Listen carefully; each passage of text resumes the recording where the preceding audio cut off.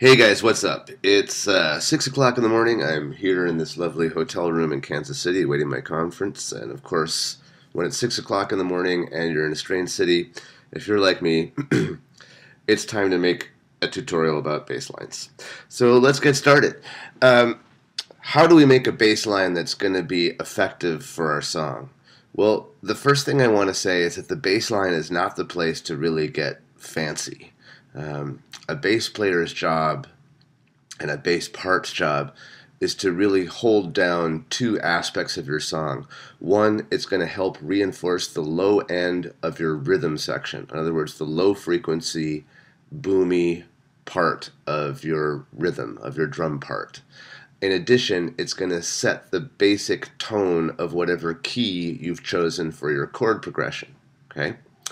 So you will notice that in this session that I have open to tell you how to do this bass line, I already have a chord progression and a drum part. And while you can certainly make a bass line before you do any of those things, it's a lot easier to explain why a bass line works the way it does when we do it after, which is why I'm recommending that we start with a beat and a chord progression and then come up with a bass line. All right. So really, for any part, there's two questions that you have to answer. One is, what notes do I want this part to play? The second question is, when do I want them to play them? So when it comes to bass parts, the chord progression and the drums are going to answer those two questions for me. In terms of what notes I want them to play, here's what we're going to do.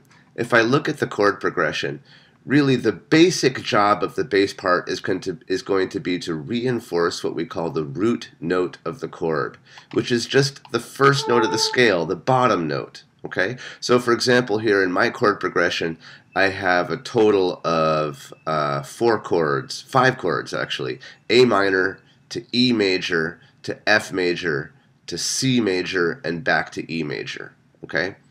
And each one of those chords, the first note is what we call the root note of the scale, and it's just the letter name of the chord. So when I'm in A minor, my first note, my root note is A, and then I switch to E major, my root note is still E, the letter part. Then I go to F major with a root note of F, C major with a root note of C, and back to E major again with a root note of E. Okay? So what we want the bass to do, essentially, is to set that key by playing that root note. All right? Now, of course, the bass can play other notes besides that, but that's the most important job it has. So when we're getting started with learning bass lines, that's where we want to start. Okay? All right, so that's the first question. What notes is it going to play? It's going to play the root note of each chord, plus some other things that I'll get to in a second. Okay? The second question is, when is it going to play? Well, like I said, the other job of the bass line, besides setting the basic root tone of the particular chord that we're listening to, is also to reinforce the low end of the rhythm part. Well, what's the lowest end of the rhythm part? Our kick drum. So if you want a starting place for when the bass note should be playing, start by trying to sync it up with your kick drum part. Again, these are guidelines, not rules. Bass can play all kinds of notes. But that if you have something that's well synced up with the kick drum of your part, that's going to give your rhythm section the tightest, most integrated sound. And it's no accident that when you watch bands play on stage, the drummer and the bass player are virtually always next to each other because they really have to sync up, or the rhythm section of your song is not going to be happening. Okay? All right, so where is my kick? It's right there. All of these notes that you see on the C1 of the keyboard. So if I can get my notes to play the root notes of my chords when the kick drum is playing, I should have a good basic starting point for a bass line that I can then adjust and tweak and play with if I want to. Okay? All right, so let's get started and do that. Now, actually, one thing I can do is I'm just going to copy these bass notes right here by, if I play the note C1 on the keyboard, I'm going to select all of my kicks and I'm going to copy them with Command C. All right. Now I'm going to turn off my drums and my chord progression up here in the track. So turn on my bass, and I'm going to go ahead and paste them by hitting Command V. I have to click somewhere in there to do it, Command V, and there's those notes. I'm going to pull them over to the beginning. Let me select them all and pull them to the beginning. Incidentally, just to show you what sound I'm using, I have an expand on this track, and I've chosen a synth bass called Clicky Analog. I didn't spend a lot of time picking it or anything, but if you go into this list, clicking on one of the tracks in on one of the slots in your expand, you can go down to either basses or synth basses.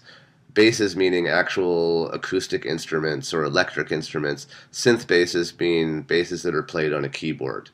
You can pick what you want according to the kind of music that you're trying to make. So like I said, picked this clicky analog bass. So it's fine.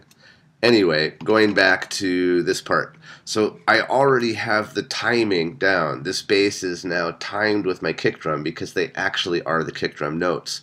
So now what I need to do is move them to the proper note to play the root note of my chord. Okay? Now my chord, my first chord, is A minor. So I want the bass to play A. So let's scroll down here, and here's my first bar. It has just those 3 notes in it, and I'm going to move them to A. Now, which A? There's lots of A's on the keyboard, right? There's 8 of them. Well, I want to move pretty much to the one that's in between 1 and 2. Bass needs to be on the low end of the keyboard. If you have it in 3 or 4 or 5, it's not really going to sound like a bass part anymore. So I'm going to move it up to be on, oops, that's G, sorry. There, it's on A now, okay? Great. All right, now what does it go to? It goes to E is my next chord. So I'm going to grab these and move them to E. And incidentally, quick reminder here, if you are someone who kind of struggles with remembering what note is what on the keyboard, don't forget that when you move your cursor up and down in the grid, the note that you're on is actually going to be displayed right here. I know that right now it has a number on it, but if I move down into the grid, you can see there that it's telling me what note of the keyboard I'm actually on. So that can help you out if you're struggling with that. But okay, so now I've got these 3 notes on E, or these 5 notes, I should say, on E. Now I'm going to go back and move these to my next root note, which is going to be F, because I'm playing F major.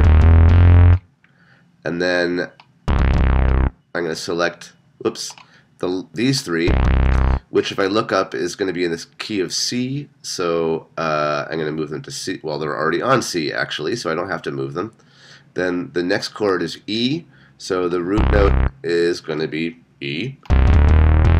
And there we go. I've just moved everything to that bottom note of the chord, the root note of the chord, again, timed with the kick drum. All right, this is just a basic starting point, but it should more or less work musically. So let's give a quick listen to this whole thing now.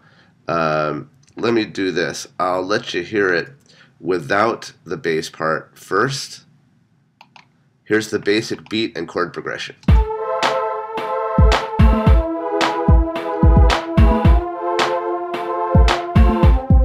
Here's the bass line.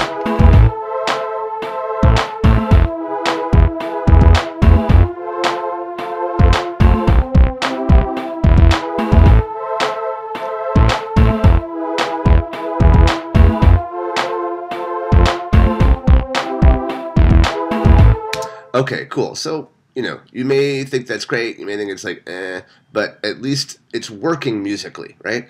So let's talk about some things now that we can maybe do to make this bass line sort of more customized, so it can kind of play with it a little bit, tweak it a little bit. All right, so first of all, obviously there are other notes that the bass plays. In theory, the bass can play anything that's in key with the chord that's being played at the moment, so anything within the scale that chord was built from. But there are really a couple other notes that the bass is going to play more than anything else. And that is the 5th note of the scale, and then maybe it'll go to the octave. Okay? So if you're looking at the octave, meaning the same root note, but 1 octave higher in the pattern of the keyboard. All right? So what would that look like? Well, going back to my chords again for a reference, if I just look at them, another note that the bass can play is the fifth note, which is going to be the top note of each chord. That's the fifth note of the scale, A minor. Here's the fifth note of the scale, E major, and so forth. The top note of our chord, if we haven't made any inversions, if we haven't applied what we're calling the sandwich rule, where we move notes up or down an octave, the top note of the chord will always be the fifth note of the scale, and that's the next most common note that a bass is going to play. Okay? All right, so, and another is going to be the octave, which would be the root note again, but one octave higher. So notice where this is in the pattern. Here's an A. That's also A, but an octave higher. Okay, so those are other notes that the bass can play as a starting point. So let's try that. Let's move some of these. And so if I go to A minor and I move it up to the fifth note, and then maybe I'll move this one up to the octave. And remember, to find what that note is, you just have to look at the top note of your chord. So let's keep doing that here. I'm gonna move that up to the fifth note, and that up to the octave. Okay, and let's keep going.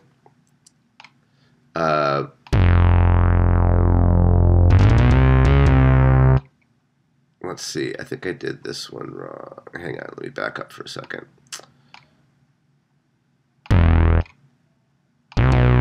There we go, yeah. So when I was in E, the fifth note was B, so I moved it to B, then I moved this up to E again. So sorry, I moved those two notes to the wrong place, but there's the fifth note of E, which is B, and then the octave E. Now I'm in F. I move this up to the fifth note of the F major scale, which is C, and then back. We'll move that up to the octave of F, and then here, let's see. Let's move this up to the fifth note, and this to the octave, and we'll do the same thing in E again.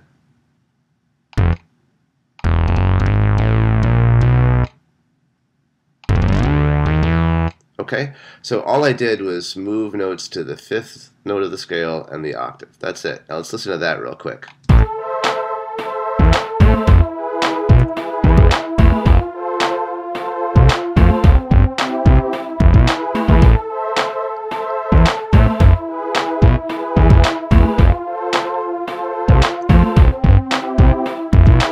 Okay, the other thing to point out is that right now the bass is playing just 16th notes because that's what I asked it to do by copying all of those kick drum notes, which were 16th notes, into the bass part. I don't have to leave them super short like this. I could choose to draw some of them out to be longer. And how long you decide to make the bass notes last is really a question of taste for your song. So maybe I'll kind of hold out these middle notes a little bit. I'm drawing some of these out, and you know,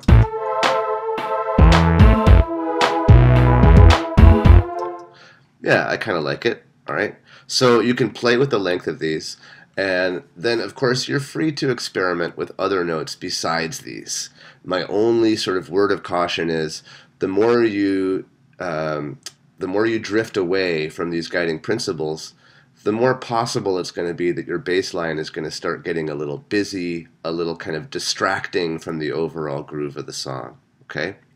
Now, of course, you can decide after you do this that you want to go back and change this bass instrument to something, you know, this is a little ravey, a little aggressive, I don't know, might not be quite appropriate for this song. Now you can start to tweak it and play with it. Okay? Of course, as always, these are guidelines, not hard and fast rules. That's the beautiful thing about music. But learn them and then violate them. Okay? Hope that was helpful as a basic guide to coming up with the bass line. See you guys.